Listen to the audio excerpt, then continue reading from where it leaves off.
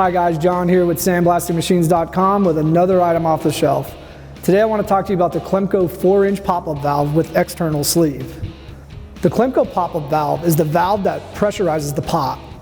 Basically, when the operator squeezes the dead man handle, the inlet valve opens, allowing air into the pot, firing the pop-up valve, sealing it off, and allowing the pot to be under pressure. When the operator lets go of the dead man handle, air exhausts out of the outlet valve, the inlet valve closes, and the pop-up valve drops off. The Clemco 4-inch pop-up valve with external sleeve can be found on sandblastingmachines.com simply by searching for part number 03699 in the search bar.